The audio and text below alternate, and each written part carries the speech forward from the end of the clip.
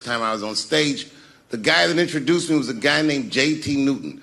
I'm 47. I can close my eyes and remember the introduction like it was yesterday. It went like this. Ladies and gentlemen, this next young man coming to the stage is starting his comedy career tonight. Who knows? We may be witnessing the birth of a star. Please welcome David Chappelle.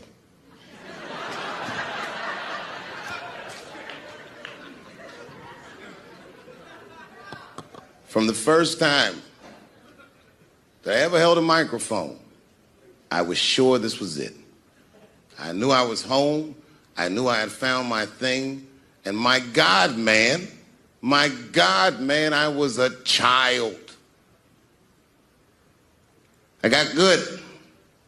Matter of fact, I was good from the moment I started. And I'm not saying this to be a braggart. I'm telling you the truth. These old niggas was in awe of me. How was this little boy so poised? They used to say. I was. I mean, you know, I got better, but it started out good. About a year into it, when I was 15 years old, I had written a joke during the AIDS epidemic about having a Goodyear condom. Something, I don't even remember the joke. Something about an industrial strength condom by Goodyear. I just remember all the comedians really liked that joke. And there was an older comedian. And he came to me one night after the show, after he saw the joke, and he said, listen, I got an audition at another comedy club, and I was wondering, do you mind if I do that joke? I just want to borrow it. Now, I'm a kid. I don't know any better. I'm like, borrow it? Well, I guess, sure, if it'll help your career. I let him do the joke.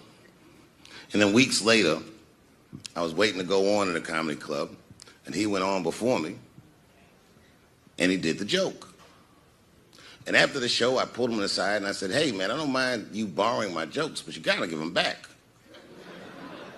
He said, oh, I forgot to ask you. He goes, let me buy that joke from you for $50.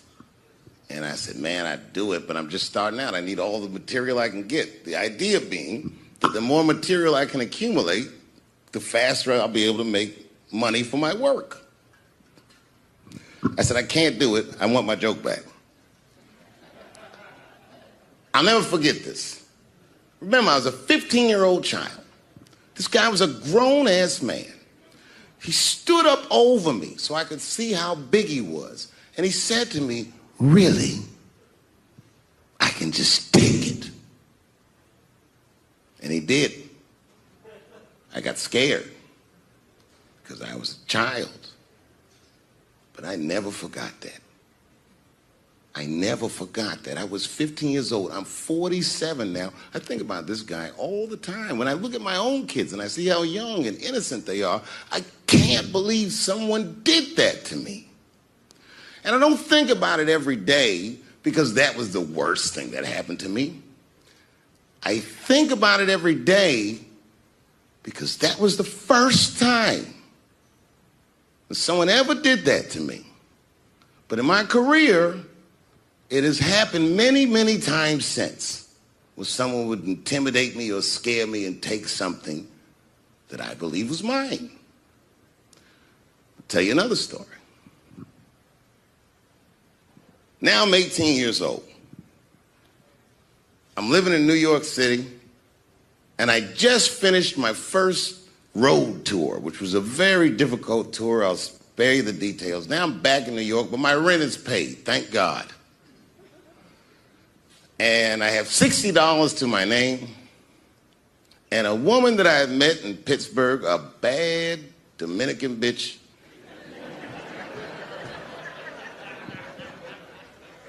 was coming to New York. She was going to spend the weekend with me. I couldn't wait for her to get there. She was coming that evening. But remember, I only had $60 for a whole weekend to entertain a bad bitch. Now I'm walking through Greenwich Village, and I see something I've never seen before. 3-card Monte. You know what that is? Yeah, the guy had the whole thing. The table was set up, and he had the 3 cards, and the crowd was hooting and hollering, and he was like, find the red card, find the red card, and people were playing. Sometimes they win, sometimes they lose, but it was really exciting, and I'm standing there watching it, and I noticed while I'm watching them play this game that the red card, the one you're trying to find, had just a little bend on the corner. And I'm watching it, and I'm like, yo, this guy doesn't seem to know that red card is bent. I'm gonna beat this motherfucker. And I walked up to the table and I said, let me play a hand. And I put my last $60 on that table, and he starts to shuffle and find the red card, find the red card. And I kept watching that bent card go around the table, make sure I kept my eyes on that bent card. And when he stopped shuffling and he said, find the red card, I pointed to it with confidence. Here it is right here. And he flipped it over, and it was black. And he took my money. I couldn't fucking believe that. How did this nigga do that? Was that magic or sorcery? I was confused. So you know what I did? I sat there and I watched him for a real long time play the game. And I realized that all those people who was doing all that hooting and hollering and betting, my God, they were his friends. They were in on the whole thing. I felt so wronged. I felt so stupid. And then the next sucker came up to the table and was about to put his money down. And I said, fuck that, man. Don't put your money there. All these niggas is in on it. It's a trick. And when I said that, the guy that was dealing, and this motherfucker was huge, snatched me up by my collar. Feel how strong he was when he grabbed me. I was a skinny little guy. And he was gonna maul me. And the only reason he didn't, I'm sure, is because he saw the fear in my face. And that fear, he looked at me. I saw his eyes go from hard to soft. He softened. Then he looked at me like the way a father would look at a child. And he said to me, young man, don't ever come between a man and his meal. I never forgot that either. Most niggas would have to run the streets for years to learn a lesson that profound. It took me 2 seconds. Never get between somebody and their paper. Taking a man's livelihood away from him is akin to killing him. Do you know why Prince, the famous rock star that was a friend of mine, do you know why he called himself the artist when he came back? He calls himself the artist because that's what they call us in our contracts. Oh, these contracts are crazy. You should hear the terminology they say in these contracts. To use your name and likeness in perpetuity throughout the universe. Who the fuck could possibly know what that means? Nobody does. It's so complicated, in fact, that when you're a kid like me, you have to hire somebody to tell you what that means. And you sit down at a table and you do the contract game. And that's how I got with Comedy Central. I signed a contract. But I signed the contract the way that a 28-year-old expectant father that was broke signs a contract. I was desperate. I needed a way out. And it wasn't good money and it wasn't good circumstances. But what else am I going to do, I said. And all these white people sitting at that table told me, trust us, Dave, it's a good contract. And I looked around the table and they all seemed to agree it was a good contract. But what if it was like that game of 3-card Monte? What if they were all friends and I didn't know it? And the bag of money was Iceberg's money in the first place. What was I talking about? What was I trying to tell you? Last week, 2 weeks ago, whenever it was, I call Lauren Michaels and I tell him, okay, I'll do it. I'll do Saturday Night Live on election night. And the day I made that phone call, the day I committed to it, it gets announced that Netflix is streaming Chappelle's show. Not just Netflix. HBO Max is streaming it too. Let me tell you another story about HBO. No, hear me out. Did you know, before Chappelle's show was at Comedy Central, I pitched that show to HBO. I told them what I wanted to do. Now, these are executives. All they have to do is say, yeah, we'll take it, or no, thank you, we won't. But they didn't say either of those things. They went too far. They said, literally, what do we need you for? That's what they told me, as they kicked me out of the office. What do we need you for? And here we are, all these years later, and they're streaming the very show that I was pitching to them. So I'm asking them, what do you need me for?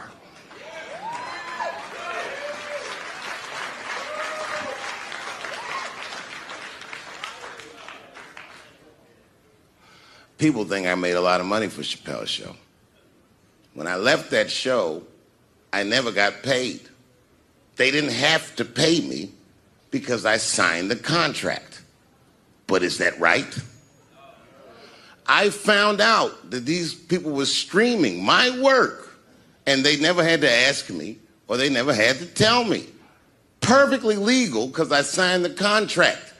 But is that right? I didn't think so either. That's why I like working for Netflix. I like working for Netflix because when all those bad things happened to me, that company didn't even exist.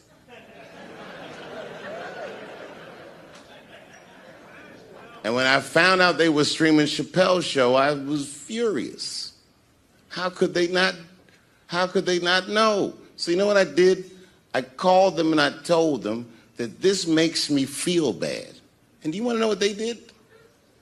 They agreed that they would take it off their platform just so I could feel better. That's why I fuck with Netflix, because they paid me my money, they do what they say they're gonna do, and they went above and beyond what you could expect from a businessman. They did something just because they thought that I might think that they were wrong. And I do. I think if you are fucking streaming that show, you're fencing stolen goods. They stole that from me. They just took it. And I'm not up here trying to tell you guys that I believe that Comedy Central gave me a raw deal just because I'm black. I believe that they gave me a raw deal because this fucking industry is a monster. It's the same monster that these Me Too bitches was trying to tell you about. But they hate the monster for how it fucks. And I hate that monster for how it eats. But my God, man, it's the same monster. When I quit the show, all my friends would say, well, then fuck them, Dave. Why don't you just do Chappelle's show at another network? Yeah. And why doesn't a slave run from one plantation to another plantation because the master over there might be nicer? My God, man, I was trapped. You know what? Tell you the truth. I've even thought about coming back and doing another Chappelle show. Well, but if I do, I can't call it Chappelle's show because my name and likeness is being used by them in perpetuity throughout the universe. It's in the contract.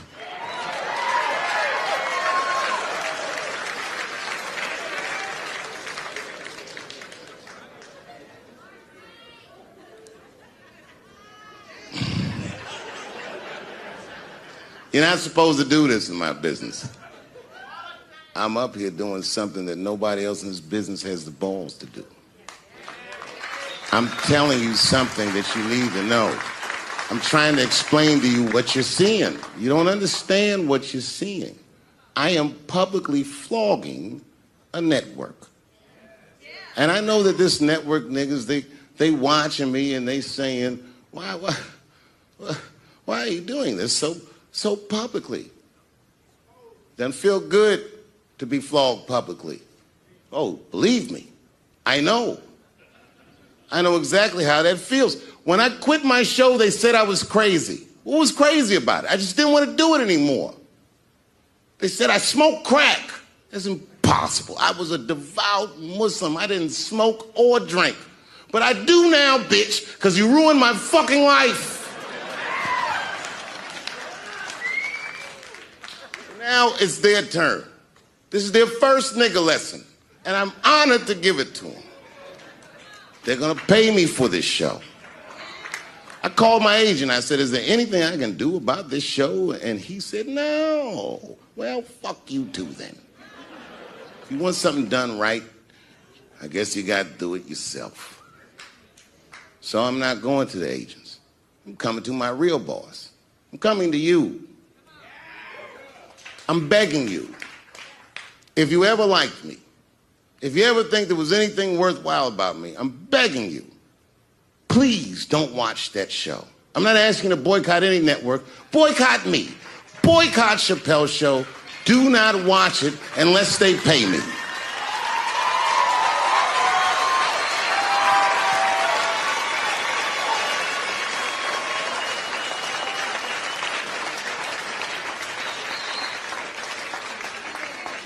If you're a shareholder at Viacom, then I'm talking to you.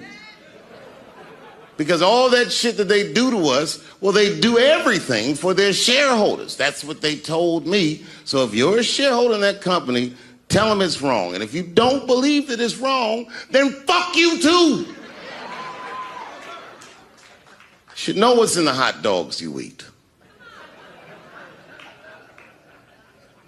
Now, there's probably a bunch of people at Comedy Central and Viacom and all these places that have no idea what I'm talking about. They've all either quit or been fired or got Me Too'd or something. Them niggas is gone. And there's a whole bunch of new young people there, and they're probably looking like, what is he talking about? They may not actually know what the fuck happened to me. So I'll tell you what I'm talking about. Go downstairs to your accounting department, open the books, see what that show made, and look at what you paid me. That's exactly what I'm talking about. You're going to pay me.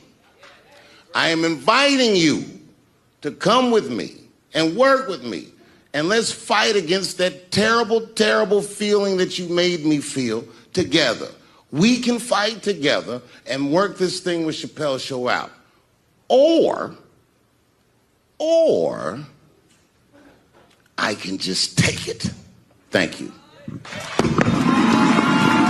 And now we get to the core of the crisis. What is a woman?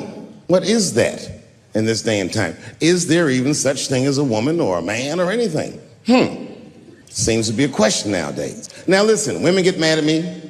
Gay people get mad at me. Lesbians get mad at me. But I'm gonna tell you right now, and this is true, these transgenders, these niggas want me dead. I've gone too far. I've said too much. And I gotta tell you, I'm very worried about it. I'm not even joking. Every time I come out on stage, I be scared. I be looking around the crowd, searching for knuckles and Adam's apples to see where the threats might be coming from. A nigga came up to me on the street the other day. He said, careful, Dave, they after you. I said, what? One they or many theys? How old is 15 really? Oh, that's a good question. That's a good question. I'm not saying that a person is as smart as they're going to be at 15. That's not what I'm saying, man. But I am saying 15 to me is old enough to decide whether or not you want to be pissed on. I mean, that's for me. If you can't make a decision like that by the time you're 15, then just give up, motherfucker, because life is way harder than that. I make tougher decisions all the time. If you don't want to get pissed on, just get the fuck out of the way. It's not even a decision. If I start peeing on the front row, they're not going to have to calculate and think, oh, how do I feel about this? Am I okay with it? They just move. You can do that at 15. I could have. I've been 15. When I was 15, I was doing stand-up in nightclubs. I smoked reefer from time to time. Friends were selling crack. I was trying to finger fuck people. I knew what was happening around me to some degree. Getting pissed on was the least of my worries at 15. Trust me. But it keeps coming up. There's a lot of confusion around that age. Anytime 15 comes up, people freak out. Like when that girl, Elizabeth Smart, got kidnapped. Right? Remember in Utah last year, 15-year-old girl Elizabeth Smart was kidnapped, and then they finally found her, and the whole country was relieved. And I was the only one saying, damn, she wasn't that smart after all. Now, because she got kidnapped, that could happen to anybody. I'm not knocking her for that. I'm just saying, if you kidnapped me when I was 15, you gotta take me further than 8 miles away from my house, man. God damn. You can't hold me prisoner around shit I recognize. I'll break away. I'll break away. Fuck off me, nigga. That's my bus stop. I know where I'm at. I'm going home.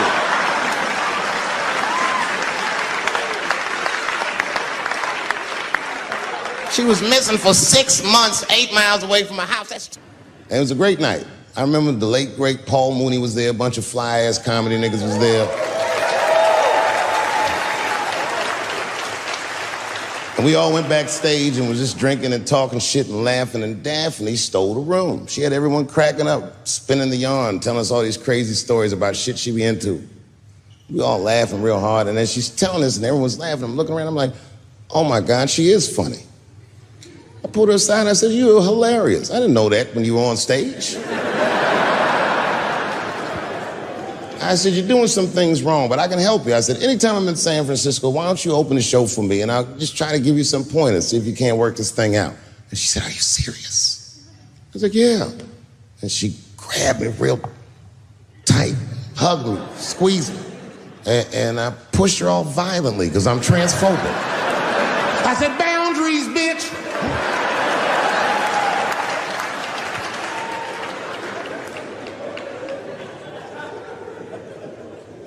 When Sticks and Stones came out, a lot of people in the trans community were furious with me, and apparently they dragged me on Twitter. I don't give a fuck, because Twitter's not a real place.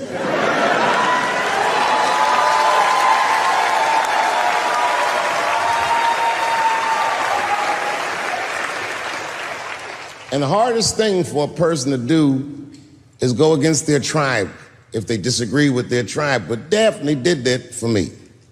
She wrote a tweet that was very beautiful, and what she said was, it was almost exactly what she said. She said, punching down on someone requires you to think less of them. And I know him, and he doesn't. He doesn't punch up, he doesn't punch down, he punches lines, and he's a master at his craft. That's what she said.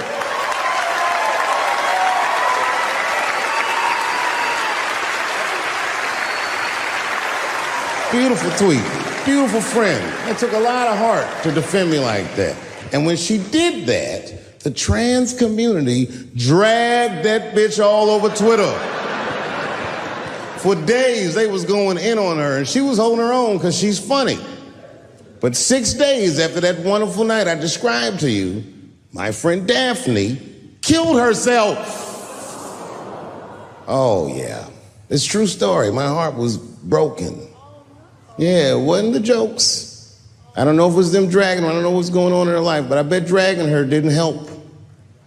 I was very angry at them. I was very angry at her. I felt like Daphne lied to me. She always says she identified as a woman, and then one day she goes up to the roof of a building and jumps off and kills herself. Clearly, only a man would do some gangster shit like that. Hear me out. As hard as it is to hear a joke like that, I'm telling you right now, Daphne would have loved that joke. That's why she was my friend.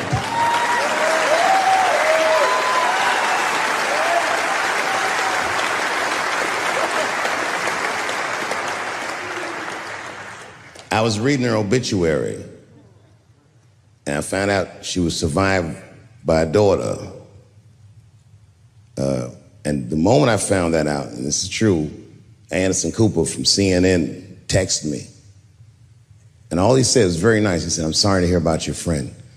And I texted him right back, new phone, who this?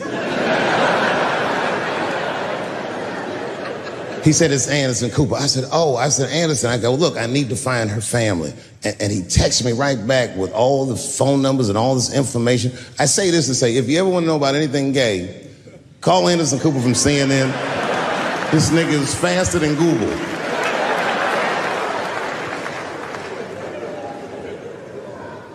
What I did is I got in touch with the family and I started a trust fund for her daughter, because I know that's all she ever really cared about.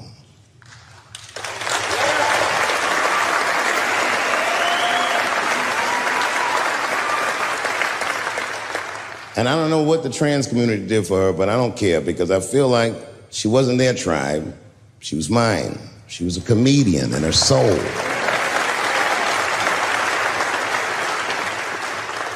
Her daughter is very young, but I hope to be alive when she turns 21, because I'm going to give her this money myself. And by then, I'll be ready to have the conversation that I'm not ready to have today. But I'll tell that little girl, young lady, I knew your father.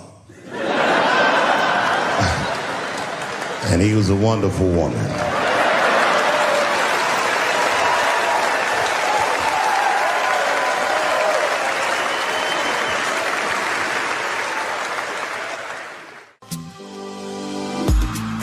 Life can get tough, chills in my bones, working too much, weight on my soul, closing my eyes, let it all go, the least I can try.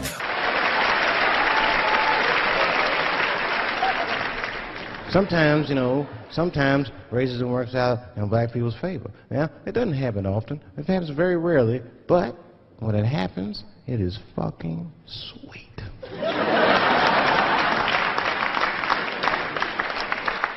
I'm serious. This one time racism saved my life, man. I was on a plane. I was coming from overseas, and I don't know how this guy got a machine gun on the plane, but he stood up, man. He said, "Everybody, get on the fucking ground! Nobody look at my face!" I started freaking out. Because he was Chinese, I was like, why is he talking like that? He was screaming and crying. I was the only brother on the plane. Well, I thought I was the only brother. I looked over, there was one other black dude. He was from Nigeria. I looked over at him, he was looking right in my face, man. He didn't say two words to me, he just looked at me, he was like...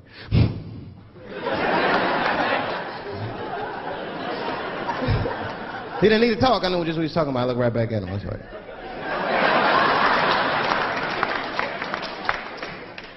Some white dudes on the front of the plane seen us. They were like, "Oh my God. I think those black guys are going to try to save us."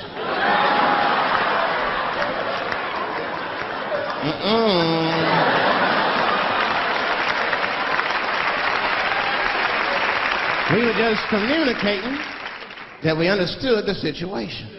We were both seeing the same thing. What we understood was simple. Terrorists don't take black hostages. That's the truth. I have yet to see one of us on the news reading the hostage letters. They is treating us good. We all chilling and shit. I'd like to give a shout out to Ray Ray and Big Steve and Central Newport.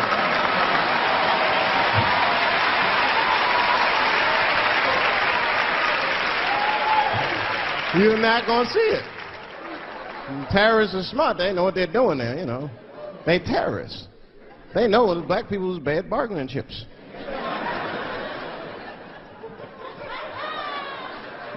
They called the White House and said, "Hello? We have got 5 black..." Hello?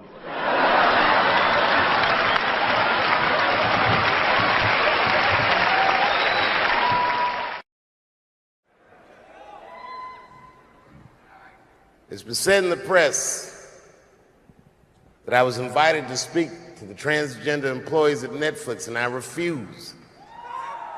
That is not true.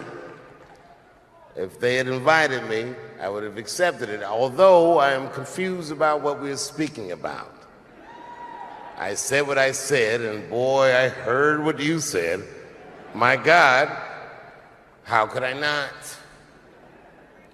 You said you want a safe working environment at Netflix. Well, it seems like I'm the only one that can't go to the office anymore.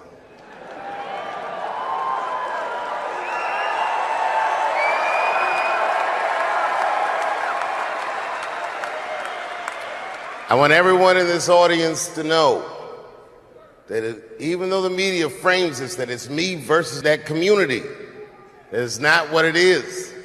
Do not blame the LGBTQ community for any of this shit. This has nothing to do with them. It's about corporate interests and what I can say and what I cannot say.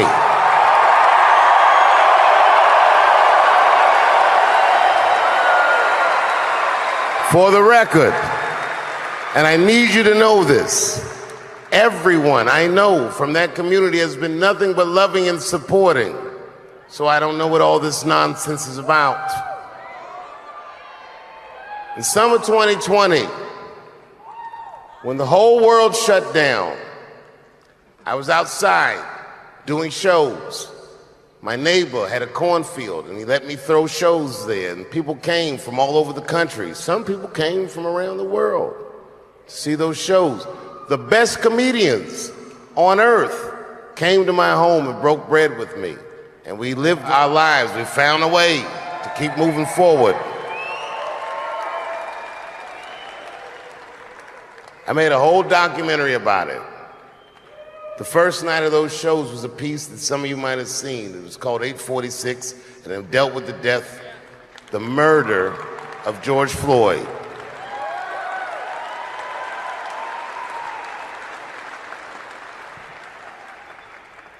This film that I made was invited to every film festival in the United States, and some of those invitations I accepted. And when this controversy came out about the closer, they began disinviting me from these film festivals. And now, today,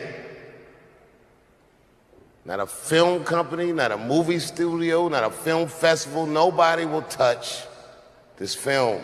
Thank God for Ted Sarandos at Netflix. He's the only one that didn't cancel me yet.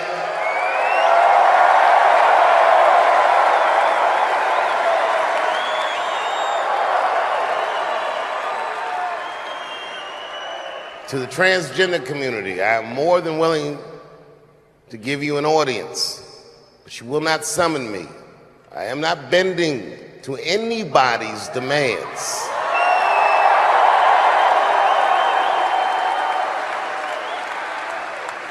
And if you want to meet with me, I'd be more than willing to, but I have some conditions.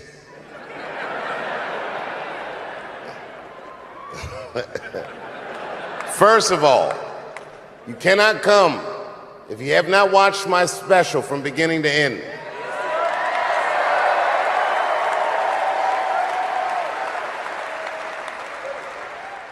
You must come to a place of my choosing and a time of my choosing. And thirdly, you must admit that Hannah Gadsby is not funny.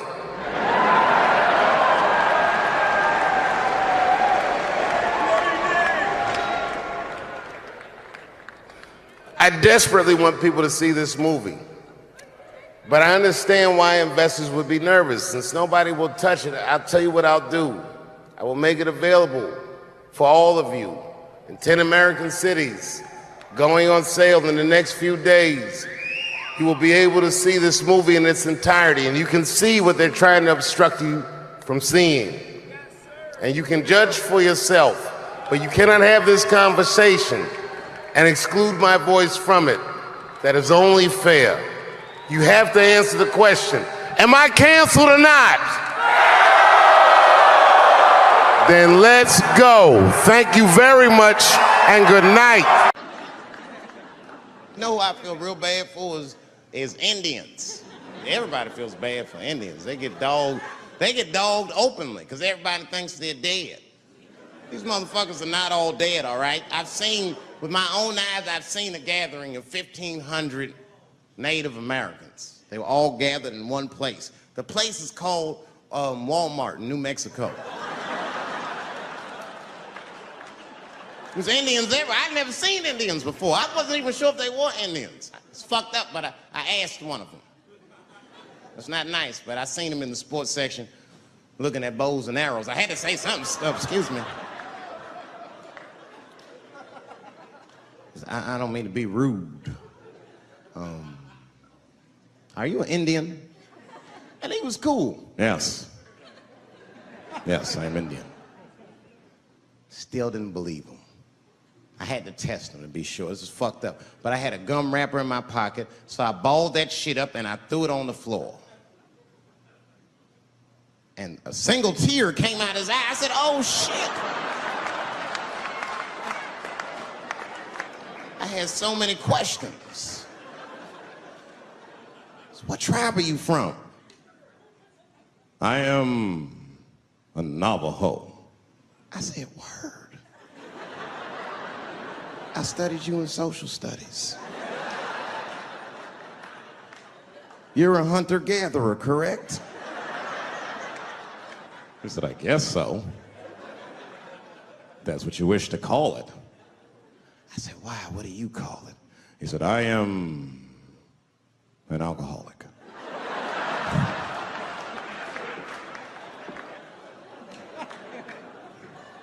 I said, well, what's your name, dog? He said, please. Dog is my cousin. That was a good guess. My name is Running Coyote. What is your name, friend? And that shit caught me off guard. I mean, I didn't want to say my name was Dave to a motherfucker named Running Coyote. This don't feel good enough. He just put me on the spot. I said, huh? My name, what? Oh, my name's Blackfeet. Then I changed the subject. Forget about me. What's going on with you? I want to meet your chief. Why don't me, you, and your chief and your friends get together tonight? We could have a real live peace pipe smoking ritual. We need to celebrate, nigga. I thought you were dead. And he set it up. It was beautiful. It was just like I dreamed. We was all sitting around. Them Indians was beating the drum. Some other Indians came out the back with a long blanket that was folded in half and put in front of us. Open that shit up, and on the blanket was a long wooden pipe with feathers. And bags of weed were all over the blanket. And the chief walked over.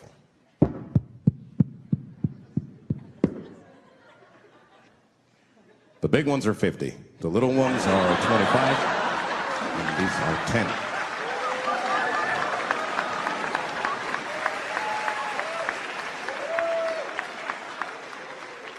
Me and those Indians got high as shit. I was baked. I told the chief, we was talking, I cut him off. Time out, chief. Sorry to interrupt. Fucking smashed, man. The weed's too strong. I'm itching. This is PCP. The spirits have got me. Chief, the spirits have got me. And the chief threw some water in my face. Calm down, blackface. Splash. I said, hey, it's Blackfeet, motherfucker. Take it easy.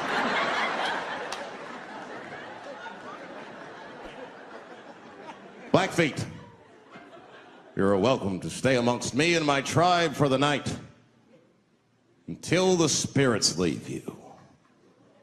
And they gave me my own teepee to sleep in, which sounds nice. I personally felt like it was a little fucked up, you know, because they all had houses, man. It's like, why can't I sleep with y'all in the house and watch TV? Like, I can't be on this grass all night.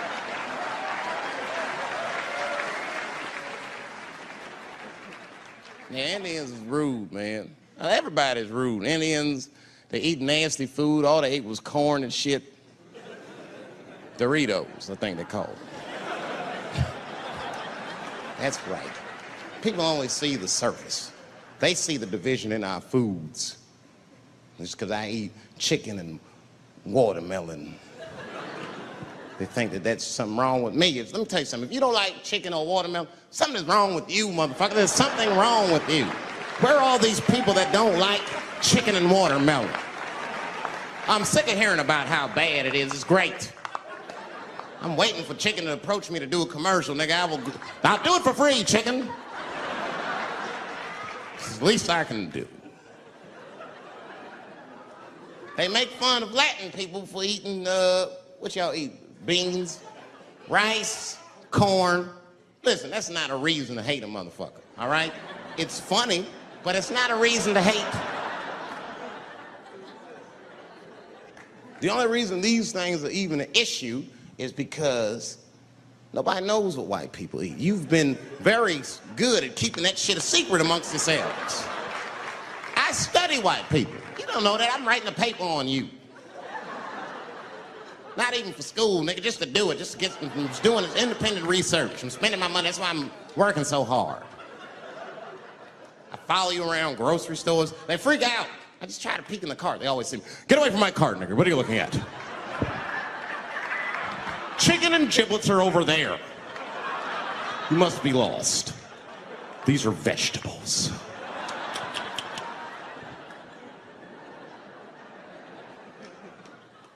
I know what you drink. See how quiet I got? Grape juice. Surprise, motherfuckers, you didn't know I knew about grape juice, did you? Oh, don't play dumb with me. Look at what is it? A lot of black people don't have the privilege of knowing about grape juice because they have grape drink. It's not the same formula that you get. Ain't no vitamins in that shit.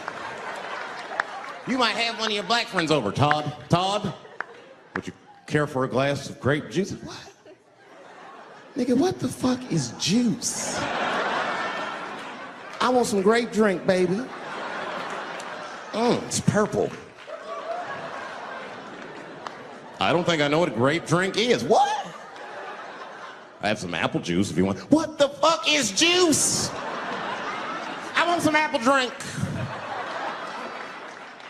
Scream.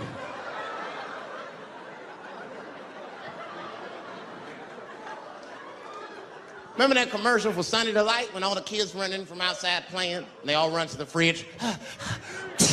All right, I got some purple stuff, some Sunny D. As soon as you say Sunny D, all the kids go, yeah! Watch the black kid in the back. If you ever see that commercial again, look at that black kid. He'd be like, I want that purple stuff. That's drink, nigga, that is drink. They want drink. I want all them vitamins, nigga, I want drink. Sugar, water, purple. That's the ingredient, sugar, water, and of course, purple. It's too fucking much. I got a lot of things to talk about tonight. First of all, I've stopped smoking weed. With black people, you didn't let me finish, motherfuckers. God damn. I'm sorry, black people, to break the news so publicly, but I can't smoke with you anymore. Every time I smoke weed with my black friends, all you talk about is your trials and tribulations. I'm sick of that shit. I got my own problems. Nigga, that's a waste of weed. I'm smoking weed to run away from my problems, not take on yours. From now on, I smoke weed exclusively with white people. Calm down, motherfuckers. You win by default. You got good weed conversation. All white people talk about when they get high is other times that they got high. I can listen to that shit all night. Dude, remember at Frank's last week? It's fucking smashed, man. And catalogs everything they drink. 2 shots of Jaeger, tequila, 4 bong hits, man, beer, cheeseburger. That shit is great. Only bad part is you cannot pass out around white people. Every time white dudes pass out around each other, they always do some borderline gay shit when the guy's asleep. Frank fell asleep, so he like stuck a carrot in his ass and put shaving cream on his balls. Like, why, motherfucker? Why would you do that to a friend of yours? He trusted you enough to sleep around you. You gonna put a carrot in his ass? Is that nice? I tell you right now, if I put a carrot in a black dude's ass, a nigga will kill you when he wakes up for some shit like that. That is an automatic death sentence on the street. It's a rap for you. I'm gonna kill that motherfucker. I thought y'all was friends, baby. What happened? I fell asleep at his house, right? We was drinking, and I fell asleep at his house, and while I was sleeping, right? I'm just gonna kill that motherfucker, all right? That's all you need to know. And fuck carrots.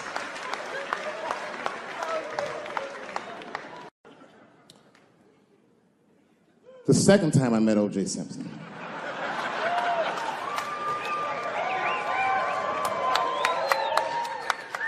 was right after the trial of the century.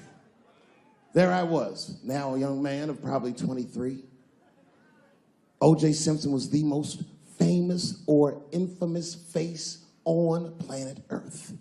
I was in a restaurant in Beverly Hills with my agents. I wasn't alone in the restaurant, but I was alone. I was the only black person in the restaurant. And in the 90s, that felt very uncomfortable. Now I tend to enjoy it at this age.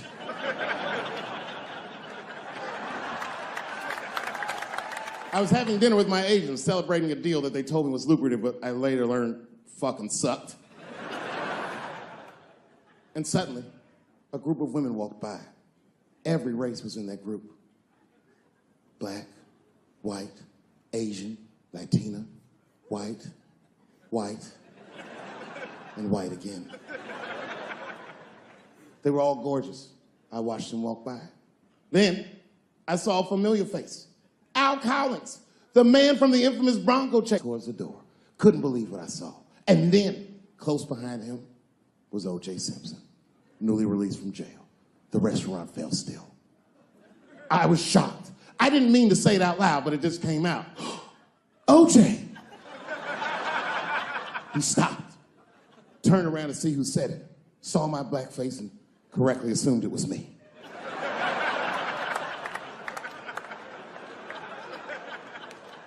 I was sitting in the corner of the booth.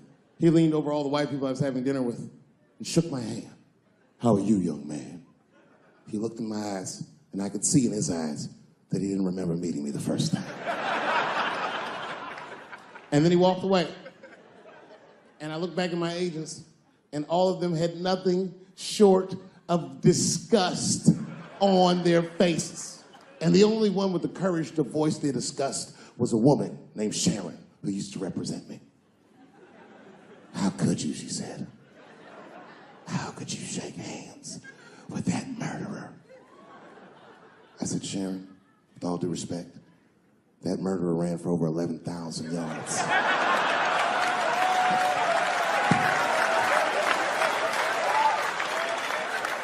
And the glove didn't fit.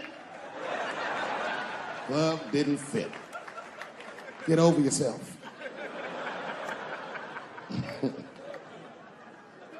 Some people can't do that. Some people just can't get over themselves. Gay people have a hard time doing that recently. Here we go. Here comes the deep water. No, recently I've noticed that. I noticed that with that Manny Pacquiao controversy. Yeah, no, it was now in the gay community's defense, Manny Pacquiao said some outlandish shit about gay people.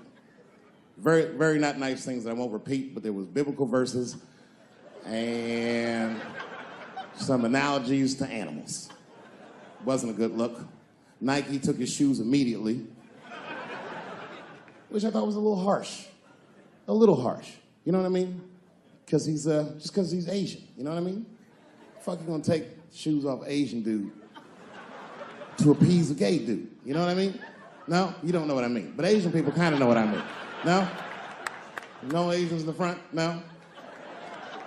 No, this is what I mean. Okay, look. Okay, you're an Asian dude. No, I say this with no disrespect. But we're all Americans, right? And we can agree that America has a huge body count all over the world, but nowhere more than Asia. Literally, if you look at history, recently, we have bombed the masculinity out of an entire continent. We dropped 2 atomic bombs on fucking Japan, and they've been drawing Hello Kitty and shit ever since. There's a lot of lady boys in the wake of our bombs. And I know these things because my wife is Asian. She's Filipino.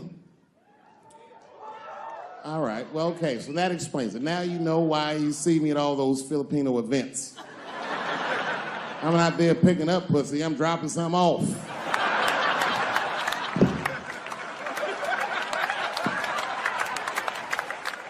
I take my wife to all that shit. I took my wife to see Pacquiao fight Mayweather. We sat ringside, okay? That was a quiet car ride home. That's what that was. But if you know what's popping in the Philippines, you know that they got a whole generation of kids in the Philippines growing up without their mothers. Yes, a lot of women in the Philippines go to the Arabian Peninsula, they come to the United back home, which is still one of the #1 staples in the Philippines economy, money that their expats send back to the Philippines. The men, on the other hand, are left rearing children, twiddling their thumbs, waiting on their wives' checks. These men have been fucking emasculated. And then suddenly, a boxer rises from amongst them and reinstates their manhood with his motherfucking fist. This is not the guy you're supposed to ask, what do you think of homosexuals? He's not your champ. Shit. That's why I don't have a sneaker deal, because if you say something that people don't like, they'll take your fucking shoes off. Throw the head. They've got the longest mental gap to bridge. That's all I'm saying. Because, you know, whenever I see one of them T's on the street, I don't mind them, but I'll be like, man, I miss Bruce. I'm sorry, guys. I'm 42. I remember Bruce Jenner. Before the Kardashians, before all that, this motherfucker was a white American superhero. It was amazing. He was beating Africans at track and field.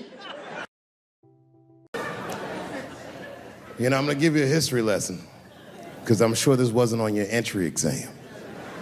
But every naturalized American has heard something about what I'm about to tell you.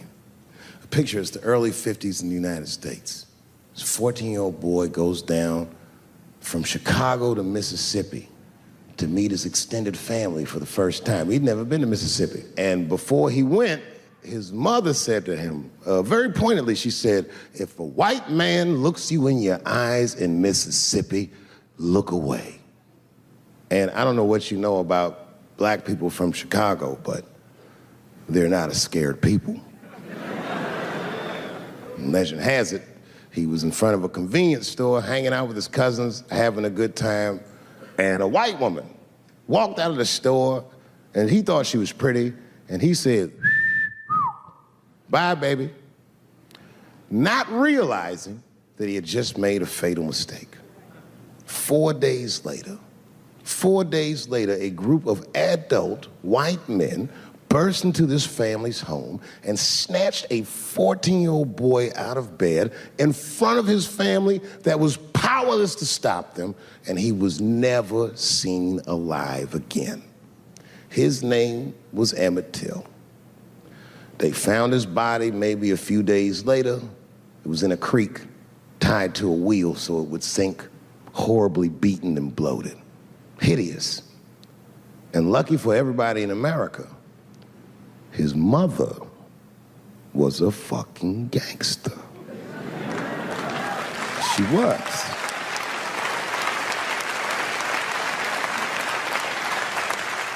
If you can imagine, in the very midst of a mother's worst nightmare, this woman had the foresight to think about everybody. She said, leave my son's casket open. She said, the world needs to see what they did to my baby. And every publication here in the United States, from Jet Magazine all the way to the New York Times, had this boy's horribly bloated body on its cover.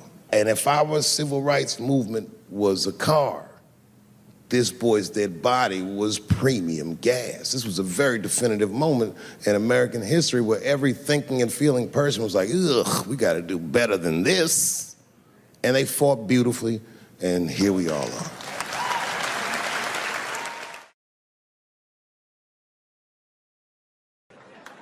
I've been watching that new OJ show. I can't get enough of that shit. Doesn't it bring back good memories? But I forgot how, like, just how polarizing that O.J. case was. And you know, I've met O.J. Simpson on 4 different occasions in my life. And before the end of the show, I will tell you about each of those occasions. The first time I met O.J. Simpson, I was in Santa Monica. Santa Monica? Yeah. I can't believe a black dude was like, Santa Monica. He was the last niggas I was expecting to say that. Let's see your shoes. You got some Vans on, nigga? What you got on? Santa Monica! You? At the time, I was 18. I had done a show, and then a guy from the club came up and was like, hey, O.J. Simpson's here, and he said he wants to meet you. I said, what? Fuck yeah. I ran down the steps, and O.J. was down there. He was like, hey, yo, man, how are you? It's very good to meet you, and you're doing really good work, and I hope good things happen for you in your life. Standing beside him, well, I don't know the nice way to say this, his soon-to-be slain wife. Ladies and gentlemen, man the fuck up or you're not gonna make it through the end of this show. Just man the fuck up. She's dead, you already know, we know what happened. We don't know who did it, but we know what happened.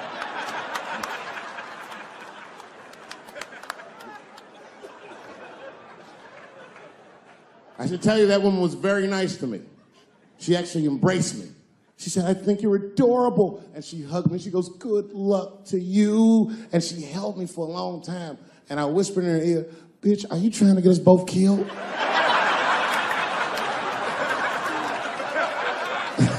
I'm just kidding. I didn't say that. But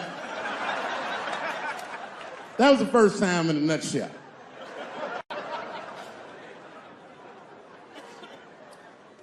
It's good to see so many different people here from so many different ethnicities.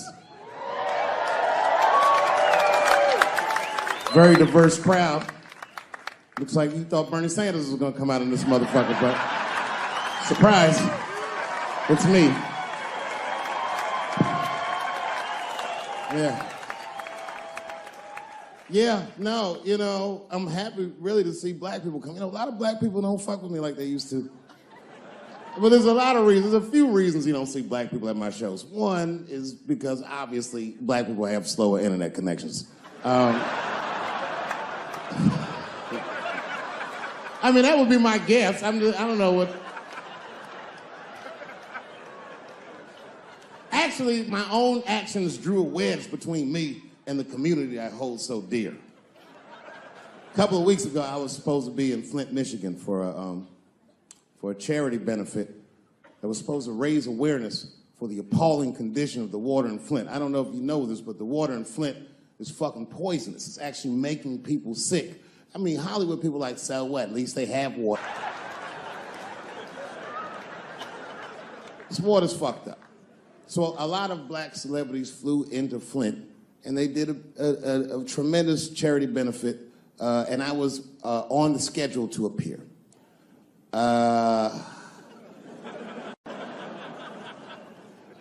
So the reason a lot of people haven't heard about this benefit, it was the same day as the Oscars. Right, I know. So I was on my way to the airport to go to Flint, and then Chris Rock calls me and is like, hey, Dave, I got a ticket for you for the Oscars. Can you make it? And I was like, sure, nigga, I'm on my way to the airport right now. Oh, come on, man. What am I gonna do about that water? What am I, a fucking superhero? I need to have fun. I need to live too. I didn't fuck that water up. Stevie Wonder was there. They didn't need me. I'm sorry, everybody. I've never been to the Oscars. You've seen the movies I make.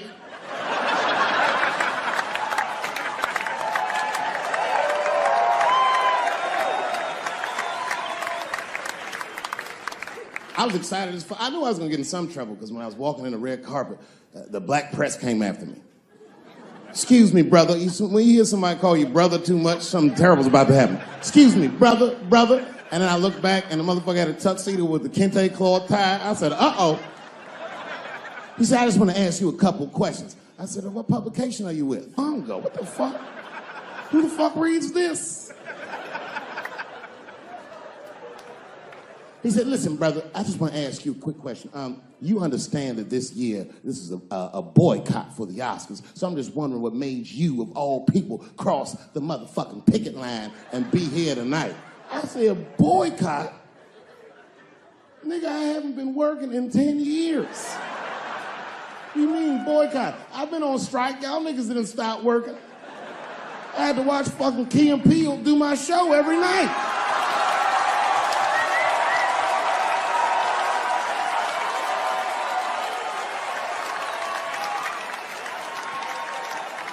Fuck the Daily Bongo is what I said. I went to Oscars and had a wonderful time. I went in that fucking green room. It was filled with so many stars, I couldn't even believe what I was seeing. Hollywood was seducing me all over again.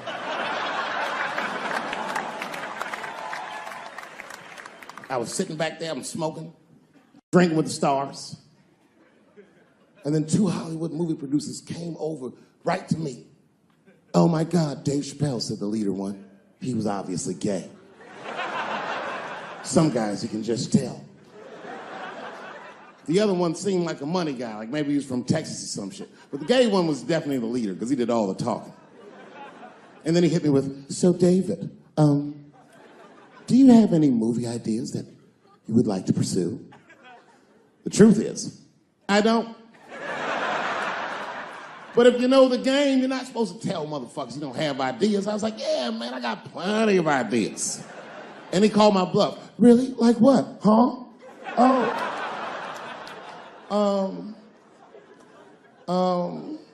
And then I just started making up shit that I thought maybe he'd like to see. I said, I have a superhero idea. He goes, really? I go, yeah, he's a gay superhero. He was like, really? What's it called? Huh? Oh, it's called Same Hero, New Boots. It's about a gay sous chef in San Francisco. When he's taking out the trash, and is blessed with powers beyond his wildest dreams. Supersonic, gay kind of powers. And he starts saving everybody in San Francisco. But at first, he only saves gay people. Later, he saves everybody, and the whole city just falls in love with him. The only problem is, no one remembers him when he saves them. Well, I don't understand. Why wouldn't they remember him? I said, because, dummy, he's gay. He keeps changing his outfit.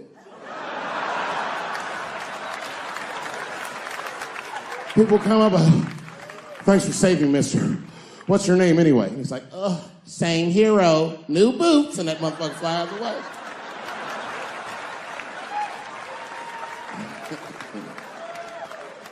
He's like, I like it a lot. The Texan didn't like that shit at all. He was upset. That's impossible, gay superhero. I said, what? Well, I have others. I have a superhero you love because he's stronger than Superman and he fights for truth, justice, and the American way like Superman, but more than Superman. He beats up Mexicans for no reason.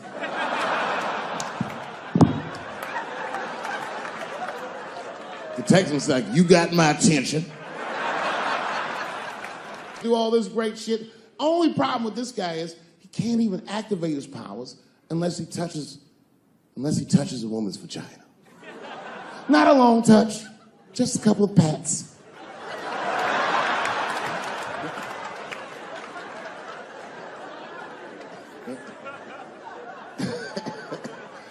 He said, well, what's the problem with that? I said, well, the problem, sir, is that our hero is not, he's not a handsome man.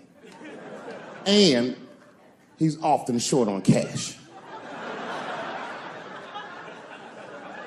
So whenever trouble breaks out, he has to run around the city and convince women to let him pat their vaginas. Please, miss, that building's on fire. Can I pat your vagina quickly?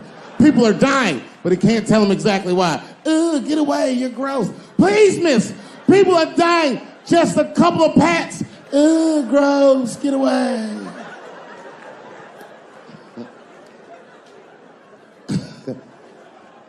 So he rapes them. I know.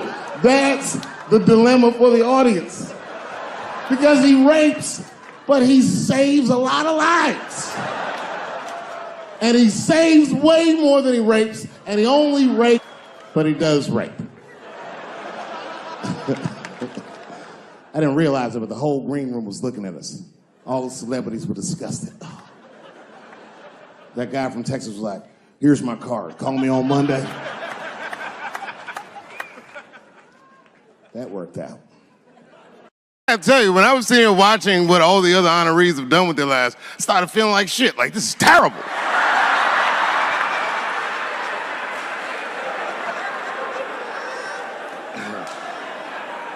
And then Bobo brought me up and started out good with that Ali picture, and then it just, whew. But that coloring book that was in the picture, I know the Alis are here, that coloring book, my mother has it. And Champ, he signed it. You know, the greatest, he signed it, Muhammad Ali. And his sparring partner was there that day. And his sparring partner signed it, said the next heavyweight champion in the world, Larry Holmes. And he was. And 2-year-old Dave Chappelle colored all in that shit and just ruined the book.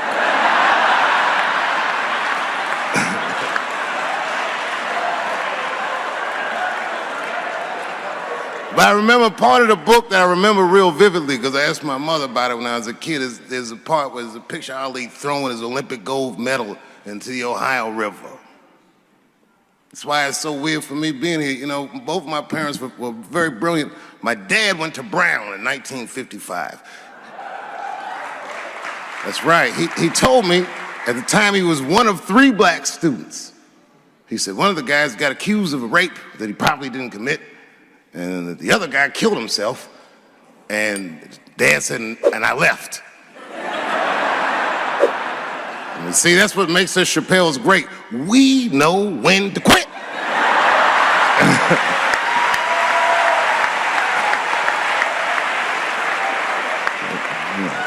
We all just live to fight another day.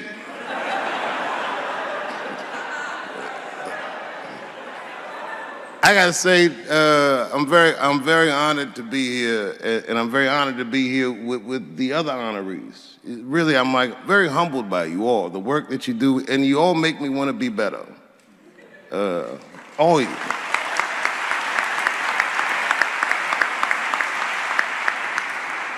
And you know, I was gonna stop doing stand-up for a while because 4 comedy specials in a year is like, that's a lot, you know.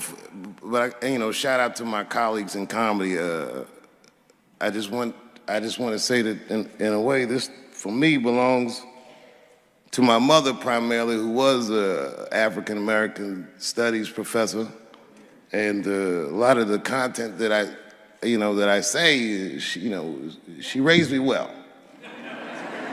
I'm not an uninformed person. But also, you know, my colleagues in comedy, like comedians have been getting beat up pretty bad recently, and we're somehow nowadays expected to speak with the precision of attorneys or politicians. We are not. I always think of James Baldwin. You know, James Baldwin was one of my favorite writers because he managed to tell white people what they feel like to be around.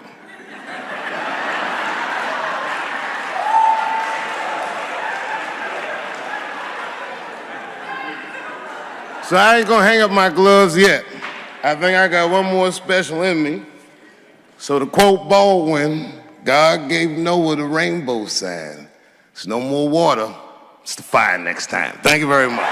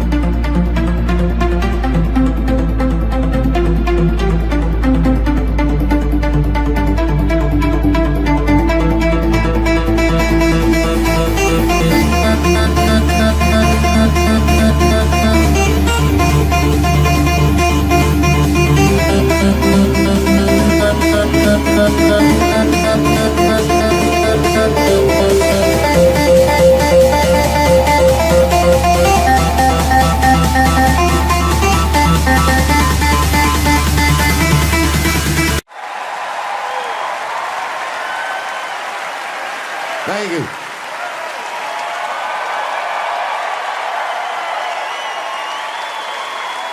Thank you. Thank you very much, Dougie. That intro was almost as nice as the one you gave yourself. My favorite part of freedom is art. Could you imagine living in a world where you couldn't say what you feel or think or have to act in a way that's unnatural? This country, 90 years ago when the Apollo started, was like that for African Americans. But the Apollo Theater was a church where we could talk like ourselves to ourselves. When I was 15 years old, I won a contest here in Washington, and the prize is I got to go perform at amateur night at the Apollo. That's right. All the contest winners got put on a bus. We met at Howard University, and the bus took us to Harlem. And I gotta tell you, I had never felt excitement and fear like that. And I walked into that hollowed stage, and right before I went on, I remember I rubbed that log, the log of hope. And I gotta tell you, it doesn't work.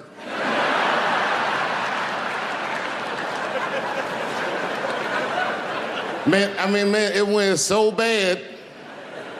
I was doing good for a minute. I don't even remember what I was talking about, but this one guy in the front decided he didn't have time for it. Boo, he said. I said, oh no, here it comes. And then everyone just started booing, and it was like I was outside of my body watching it happen. I couldn't believe what I was seeing. The black community agreeing on something.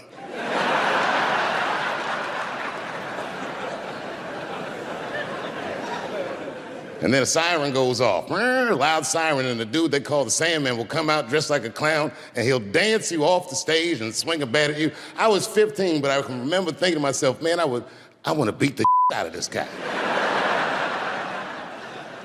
It all happened so fast. But that night was the night that I first had the courage to be myself, because before that night, nothing scared me more than being rejected by an audience. But when it happened, I realized, you know what? It's not that bad. And everyone's backstage was like, are you okay? And I was like, yeah, I'm fine. And then the guy that went on after me, which made it worse, did a fantastic job. Got a standing ovation. And you want to know who it was? Exactly, I don't remember either. Thank you very much, Apollo Theater, for inspiring me and all my heroes.